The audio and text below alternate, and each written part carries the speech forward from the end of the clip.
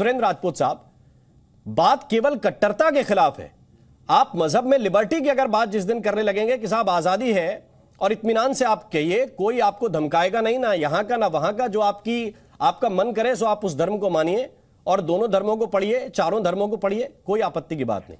लेकिन क्या वोट के लिए एक एक वाक्य को उस अंदाज में पेश किया जाता है कि नहीं, पोलराइजेशन जब तक नहीं होगा हमारा हिसाब किताब नहीं चलेगा? देखिए, कट्टरता जो है ना राम भाई, दोनों तरफ की खराब है। एक तरफ कट्टरता के खिलाफ लड़ने की बात आदरणीय मोहन भागवत जी कर रहे हैं और दूसरी तरफ कह रहे हैं कि लड़ने में तो कट्टर होना ही पड़ेगा, हम 1000 साल से लड़ रहे हैं। तो कट्टरता के खिलाफ अगर वो लड़ रहे हैं तो फिर कट्टर कैसे हो जाएंगे, जिस चीज के खिलाफ ही लड़ रहे हैं? एक चीज बहुत स्पष्ट बतानी पड़ेगी, पहली बात। दूसरी बात, लड़ कौन रहा है? देश लड़ रहा है कट्टरता के खिलाफ, देश लड़ रहा है विदेशी षड्यंत्रों के खिलाफ। आरएसएस या संघ देश में क्या एक्स्ट्रा कॉन्स्टिट्यूशनल अथॉरिटी है जो ये कह रहे हैं कि आप लोग रह सकते हैं, इस्लाम से हमें कोई खतरा नहीं है, हमारे फलाने लोग? किसका देश है ये देश हिंदुओं का, मुसलमानों का, सिखों का, ईसाइयों का, सबका है। 1952 में हमने एक संविधान को अंगीकार किया था जिसमें एक वोट मेरा भी है, एक वोट आपका भी है, एक वोट आसिम भाई का भी है, एक वोट प्रेम शुक्ला जी का भी है।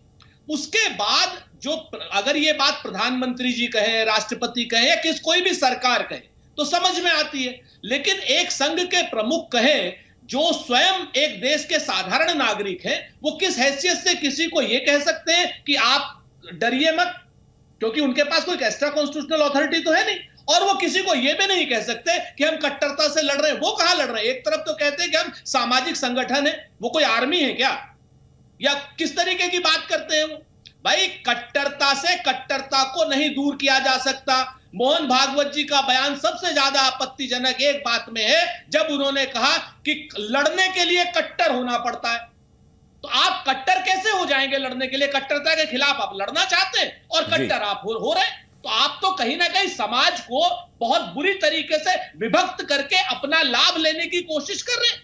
विजय शंकर तिवारी जी, क्या इसके पीछे हिडन एजेंडा चुनाव है और कट्टर क्यों होना पड़ेगा? सामान्य तरीके से भी चीजें समझाई जा सकती हैं। देखो राममोहन जी, चुनाव राजनीतिक पार्टियां लड़ती हैं, वो कांग्रेस लड़ती है, भाजपा लड़ती है, समाजवादी पार्टी लड़ती है, उनके बयान होते हैं। और राष्ट्रीय स्वयं संघ ये कोई राजनीतिक पार्टी नहीं है। आज से लेकर के 1925 के बाद के जो भी चर्चाएं आप देखेंगे उसमें राष्ट्रवादिता ही दिखाई पड़ेगी और कुछ नहीं दिखाई पड़ेगी। अभी हमारे अजीज खान भाई कह रहे थे कि वो डरने वाली बात कर रहे थे, मुल्क के खतरे की बात कर रहे थे। तो मैं कहता हूँ मुल्क को खतरा तो नहीं है, लेकिन हाँ, जो इंशाअल्लाह एक दिन फिर मुस्लिम राष्ट्र बनाएंगे, मुस्लिम राज्य बनाएंगे, और उसके लिए जो प्रयत्न कर रहे हैं और उनके लिए वकालत कर रहे हैं, वो वकालत आपके टीवी चैनल में बैठ कर के भी हो रही है और वहाँ जाकर के कोर्ट में भी जाकर हो रही है। ऐसे लोगों को जरूर खतरा है। और मुझे लगता है यहाँ चाहे राजपूत जी हों चाहे कोई हों, वो ये कैसे बोल सकते हैं कि उनको बोलने का अधिकार किसने दिया है? अपनी बात रखने का अधिकार यहाँ के हर एक नागरिक को है राजपूत जी, मैं ये कहना चाह रहा हूँ। यानी ये अधिकार फिर तो राजीव गांधी, अपने राहुल गांधी के पास भी नहीं है, ये तो सोनिया गांधी के पास भी नहीं है, ये तो अखिलेश जी के पास भी नहीं है, क्योंकि वो किसी भी संवैधानिक पद पर नहीं है। कोई भी बात रखने का अधिकार इस देश के प्रत्येक नागरिक को आप भी कह सकते हैं और मैं भी कह सकता हूँ। ठीक है सुरेंद्र जी, मैं आपको मौका दूंगा, लेकिन नहीं, बिल्कुल 5 सेकंड का दे दीजिए, क्योंकि विजय भाई ने बड़ी इंपॉर्टेंट बात कही है। मैं इनका बड़ा सम्मान करता हूं। 2-3 बातें बड़ी साफ साफ है विजय भाई। एक चीज जान लीजिए, आप ये बताइए ना कि मोहन भागवत जी किस हैसियत से कह रहे हैं कि हमें लड़ने के लिए कट्टर होना पड़ेगा? कट्टरता के खिलाफ आप कट्टर हो जाएंगे, आप देश को विभक्त करेंगे, देश को आप बांटेंगे, नंबर 1। नंबर 2, आप जब कह रहे हैं विदेशी ताकतों से लड़ना है हमको, तो जो विदेशी ताकतों से तो सरकार लड़ेगी, सरकार के कौन से अंग हैं आप बताइए ना हमें। या तो आप पॉइंट स्पेसिफिक कहिए। हम तो कह रहे हैं भाजपा की विचारधारा से लड़ रहे हैं, हमने ये नहीं कहा कि हम आईएसआई से लड़ रहे हैं, पाकिस्तान से लड़ रहे हैं। हम तो कहते हैं कि सरकार लड़े पाकिस्तान से, हम साथ देंगे। हम कहते हैं चीन से सरकार लड़े, हम साथ देंगे। ये मोहन भागवत जी के नहीं, लेकिन सुरेंद्र राजपूत जी, एक्स्ट्रा टेरिटोरियल, सुरेंद्र राजपूत जी, एक बात मुझे आप बताइए, एक बात मुझे बताइए, कश्मीर का मसला आपके सामने है, आप कहते हैं सरकार लड़े, लेकिन आपकी ही सरकार में यह भी बार बार दोहराया गया कि जब तक कश्मीरी नागरिक उठकर आतंकवाद के खिलाफ सेना का सपोर्ट नहीं करेंगे तब तक उस समस्या का मूल समाधान नहीं निकलेगा। सरकार ने अगर वो आतंकवादियों का सपोर्ट करते रहेंगे तो समाज को तो लड़ना पड़ेगा ना अपने मोर्चे पे, फिर से मैं कहता हूं, मेरी और बात संघर्ष आप में समझिए। शामिल होना पड़ेगा। अब नक्सलियों के खिलाफ जो मोर्चा है वहां अगर ग्रामीण नक्सलियों के साथ चले जाएं तो वहां पे कैसे आपकी अर्धसैनिक बल काम करेंगे? राममोहन जी, बिल्कुल उस समाज को लड़ना पड़ेगा कि नहीं? राममोहन जी, आपने बिल्कुल सही कहा, जी। लेकिन ये कौन कहता है? ये सरकार कहती है कि हम सरकार लड़ेगी, सेना लड़ेगी, अर्धसैनिक बल लड़ेंगे, उसमें जनता का सहयोग चाहिए। ये ठीक है। कभी भी सरकार कहेगी, संसद कहेगी। ये किशोर तिवारी, राममोहन शर्मा जी या सुरेंद्र राजपूत या मोहन भागवत नहीं कहेंगे। ठीक है किशोर तिवारी जी, मैं आ रहा हूं विजय शंकर जी आपके पास। किशोर जी से अभी कोई सवाल नहीं हो पाया, वो अपनी बारी का इंतजार करें। आरएसएस एक संगठन, सांस्कृतिक संगठन है और सांस्कृतिक संगठन को अपनी हदों में रहना होगा। आरएसएस कोई सेना है? ठीक है, एक मिनट, फिर ये सवाल भी आ जाएगा कि हदें तय कौन करेगा। अब किशोर तिवारी जी, हाँ, बोलो राममोहन जी, बोलो जी। बोलो। सवाल यह है कि आज़म वकार साहब इस बात को लेकर नाराज हो जाते हैं कि कोई उनको किसी पार्टी की बी टीम कहे। वो कह रहे हैं कि हम अपनी ताकत के साथ चुनाव लड़ेंगे और 2024 में शिकस्त देंगे मौजूदा हुकूमत को। हाँ, नहीं, एक बात मैं बता दूं, आरएसएस जो है वो हिंदुओं का एक संगठन है और आरएसएस का वजूद भी है भारत में, और मोहन भागवत जी को सीरियसली लिया जाता है क्योंकि अभी ये डिस्कशन में दिख रहा है।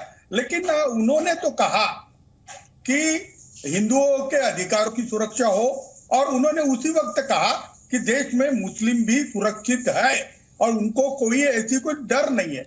अब मुझे बताइए, ये जो बात करते हैं मोहन भागवत जी, वो बात प्रेम शुक्ला जी नहीं करते। अब प्रेम शुक्ला तो नहीं करते, लेकिन मैं वकार साहब को पूछूंगा कि मोहन भागवत को लेके आप ऐसी बातें करते हो कि जैसे वो कॉन्स्टिट्यूशनल अथॉरिटी है। जो मोहन भागवत जी ने बोला वो आरएसएस की भूमिका है, भारत सरकार की भूमिका तो मोदी जी रखेंगे, अमित शाह जी रखेंगे। आप लोग है ना, एक पोलराइजेशन का जो समीकरण 24 में बनने को जा रहा है, उसमें प्रेम शुक्ला और आसिम वकार कौन ए है और कौन बी है ये तय कर लो। लेकिन मैं एक बताता हूं कि मोहन भागवत जी का हमने स्वागत किया है स्टेटमेंट का, लेकिन उसी वक्त बीजेपी ने उनसे नसीहत लेना चाहिए, ये भी हमने कहा है, क्योंकि देश में आर्थिक प्रश्न है, बेरोजगारी है, किसानों की आत्महत्या है, इस पे तो कुछ बोलते नहीं। देश में आपने इतने रोजगार देने की बात की थी, देखिए 8 साल के अंदर जो देश के सबका साथ सबका विकास वाली राममोहन जी जो आसिम वकार साहब आपकी बात तो को सवाल करना चाहते हैं, ठीक है, मैं उनके पास चलता हूं। आसिम वकार साहब नाराज दिख रहे हो। नहीं, देखिए, मैं नाराज किसी से नहीं होता, अपनी बात रखना चाहता हूं। जी प्लीज भाई, जरा तो उठे, मुसलमानों ने ये किया, मुसलमानों ने वो किया, प्रेम शुक्ला जी बोले अभी। मैं सिर्फ ये पूछ रहा हूं कि क्या मुसलमानों के अलावा यहां जंगें नहीं हुई? होलकर, पेशवा, शिंदे, पिंडारी, राजपूत, मराठा, ये आपस में नहीं लड़ते थे? क्या इसी मुल्क में पाटन का युद्ध नहीं हुआ? क्या इसी मुल्क में लालसोट का युद्ध नहीं हुआ? किसके बीच हुआ? मराठा और राजपूत जी किसके खिलाफ युद्ध लड़ रहे हैं? ये लोग किसके खिलाफ, कौन किसके खिलाफ लड़ रहा था? ये पाटन के युद्ध में हिंदू कौन था और युद्ध कौन लड़ रहा था? जीता कौन? भाई, सिंधिया ग्वालियर वाले जीत रहे हैं, राजपूत हार रहे हैं, पेशवा जीत रहे हैं,